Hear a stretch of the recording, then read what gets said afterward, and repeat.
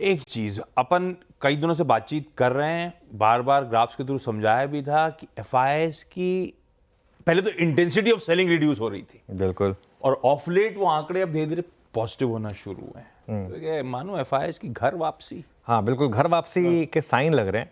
देखिए क्या होता है ना, अगर एक बैट्समैन एक साल से नहीं परफॉर्म कर रहा है और एक सेंचुरी मार दे, तो आप फिर भी कहेंगे कि चलो अगले 2-3 इनिंग्स देख लेते हैं, उसके बाद डिसाइड करेंगे।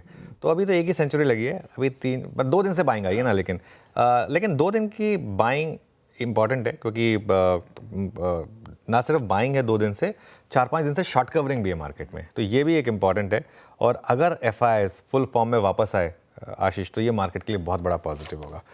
उसका रीज़न बताता हूँ मैं क्यों। क्योंकि देखिए क्या होता है ना, जब एफआईआईज बाय या सेल करते हैं तो वो भाव नहीं देखते, फिर उनका व्यू बहुत क्लियर होता है। अगर लेना है तो किसी भी भाव पे लेना है, बेचना है तो किसी भी भाव पर लेना है, और इसके लिए वो मार्केट ऑर्डर्स डालते हैं। हमारे जो डीआईएस हैं वो लिमिट के हिसाब से बाय करते हैं, जब उनको अपना प्राइस दिखता है तब बाय करते हैं, अपना प्राइस दिखता है तब सेल करते हैं। तो इसलिए जब भी एफआईआईज की बहुत बड़ी बाइंग या सेलिंग होती है, बहुत बड़ी से मेरा मतलब 5,000-6,000 करोड़ मिनिमम, उससे प्लस की बाइंग या सेलिंग होती है, तो आप नोटिस करते हैं वो स्टॉक प्राइसेस को डायरेक्टली उसी दिन इम्पैक्ट करती है, और बहुत ज़्यादा तेज़ तरीके से इम्पैक्ट करती है। और ऑल्सो बिकॉज उनकी जो ज़्यादातर बाइंग होती है वो कॉन्सेंट्रेटेड होती है, लार्ज कैप्स में होती है, 5-6 बड़े स्टॉक्स में होती है, जिससे इंडेक्स मूव करता है। तो इसके लिए जब एफआईआईज का बाय या सेल होता है बड़ा, उससे काफ़ी बड़ा मूव इंडेक्स में आता है। DIIs on the other hand वो प्राइस सेंसिटिव होते हैं, वो अपने भाई खुद के देश के लोगों का पैसा लगा होता है, तो वो सोच समझ कर डिसीजन लेते हैं। उस हिसाब से उनका व्यू मीडियम और लॉन्ग टर्म का होता है। आप 20 साल का ट्रैक रिकॉर्ड उठा के देख लीजिए, डीआईएस ने जब जब बड़ी बाइंग की है, मीडियम और लॉन्ग टर्म में मार्केट ने शानदार रिटर्न्स दिए।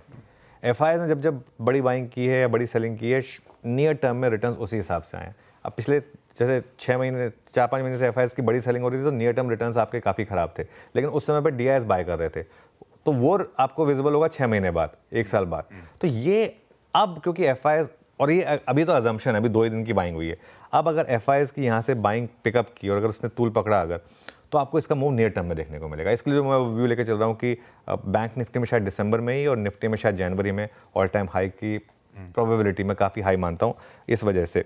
तो ये इम्पॉर्टेंट है। दूसरी चीज़, एफआईआईज ना सिर्फ कैश में बेच रहे थे, शॉर्ट लगातार कर रहे थे, और 2 महीने तक उन्होंने लगातार शॉर्ट कैरी करे थे।